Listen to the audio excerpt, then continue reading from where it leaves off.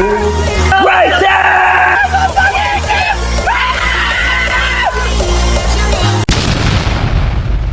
What it do, tween? It's your boy Edwin. Welcome back to my channel. If you're new, stay tuned, subscribe, leave a like, leave a comment too. Let me know what you guys think. I want to hear your ideas, I want to be in your thoughts. Today, I'm gonna be answering some questions that I have here on my phone. Now, these are more what I would say ethical questions. So if you want to skip the boring part, you want to skip straight to the gym or whatever I got planned, now's the time. Because we're about to get into question number one. What's one moment you almost gave up but pushed through, and how did it change you? Now, recently, I did have a moment where I was unemployed for a while now, and at this point I was losing everything. I was falling behind on my phone bills. I lost my service. I was falling behind on my gym bills. I wasn't able to go to the gym no more. Little things too. I wasn't able to keep up with my maintenance, get haircuts. I wasn't able to buy pre-workouts or anything of such, or even the food that I eat. And this put me in a tough position because I did have a job, but I haven't heard back from them in a month. And a lot of people were giving me their advice and telling me what I should do. And at many moments, I felt like giving up, but the only thing that kept me pushing was just the dream I kept seeing in my head every time I close my eyes, when I look in the mirror, when I'm in the gym, when I'm just editing my videos. Like just the feeling of creating something that was in my brain that I knew was meant for me was the only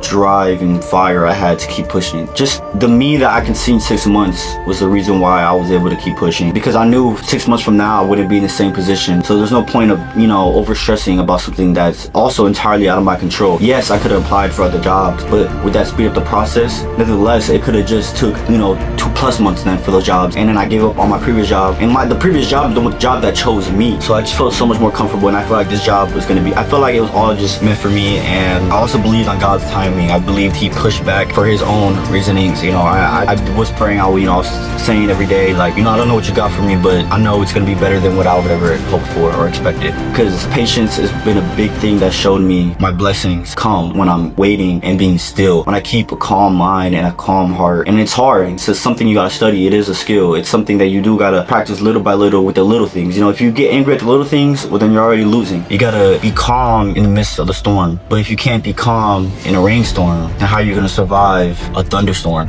Something crazier. Moving on to number 2. If your younger self could see you now, what would they say? I think my younger self would be proud. I think ecstatic. I think my younger self would know and see I became majority of everything I planned when I was that little 12-year-old boy with a ponytail that was struggling with just doing a few push-ups and that was being overlooked. I think now he sees that all eyes are on me now, and that the world is changing for us, and we're no longer the little guy that was annoying or a pushover or let people talk bad on him. Now, I can protect myself verbally, mentally, emotionally, in every aspect I can, thanks to life. And that's what a big lesson of all the pain and trauma you have to go through, that's what it teaches you. It teaches you to be a better person. You could take that into 2 perspectives. I think at the end of the day, my younger self sees me as a good man, and he knows that one day I'm gonna become everything I set up to be, because I'm already halfway there. Number 3.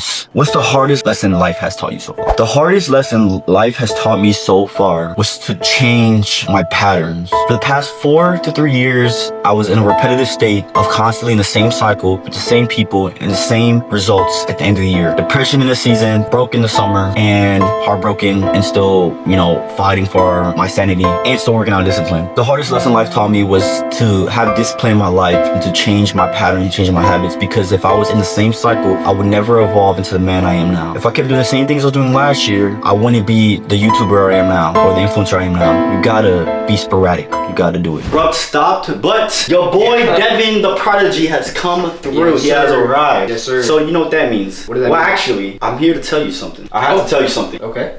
Yep. So, Devin, I've been training you since last September. You were just a little peewee. Almost a year ago. You were just a little tick. Now you're a big dick. So, we're gonna be fighting to see if you have what it takes to take my spot as the greatest of all time. So practically, whenever you're gone. So it's like you're Ric Flair, and then I'm. And by determining that, we're gonna go in Mortal Kombat.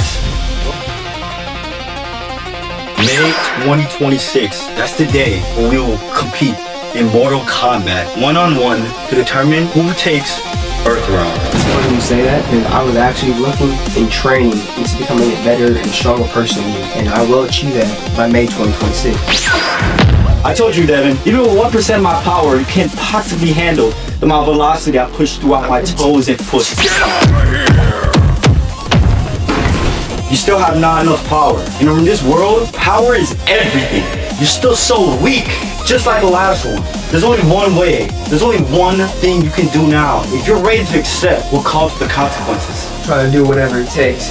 If it has to mean that I have to join you to get to that power, I'm satisfied. I'm hungry for that power. I'll do anything it takes. Then are you prepared to take this dip? There are alternatives then, compared to the first option. This pre-workout will lead you to glory. Will you be my disciple until you outgrow me? Alright, I hope you guys enjoyed that little segment we had in the before this and the segment before. Let me know down in the comments if you guys want more of the fighting action scenes and also just, you know, me just kind of going over some questions for you guys. But what we're going to get into right now is we're going to be doing back and biceps. So, BBB, the two beautiful BBB, okay? We're going to be...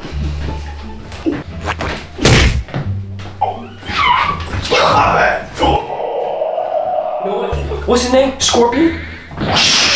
Get over here! I want to get over here! Okay, so we're gonna get straight into back and biceps, okay? And we're gonna just see y'all beautiful people there. Okay? See y'all on the next clip.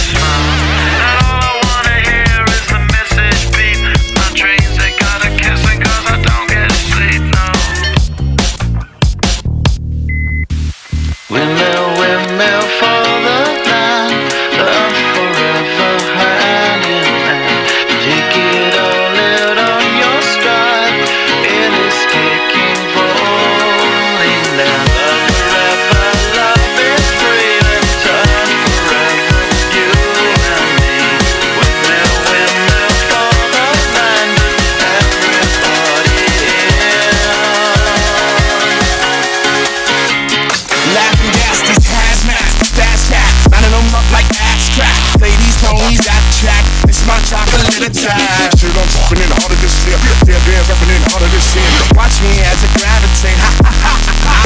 We gon' ghost town, this smoke town. With your sound, you in the blink. Gon' bite the dust and wipe it up. With your sound, you kill the ink. So don't stop, get it, until you get it. Watch the way I navigate. And that's gonna be the end of the video. Another fucking banger. I hope you guys enjoyed. Let me know what you guys think of the whole entire video down in the comments below. If you want more of this style, I mean, either way, I'm gonna bring it to you guys. Make sure to leave a subscribe. We're on our way to 1,000 subscribers. We're almost there to hitting 100 in a month. We're gonna be at 600, hopefully on pace at the end of September. So I'm gonna see you guys in the next video, and I'm gonna be joined. I mean, fuck, I'm not joined. I mean, I'm leaving here with the gang. Yes, sir. Hey, remember, you gotta go into the gym to get those gains, otherwise you are gonna get touched by Diddy. You do not want to get touched by Diddy. That's it. That ain't happening. So make sure y'all fucking subscribe. Don't let that fucking shit happen. We're gonna see y'all motherfuckers in the next video. Peace out.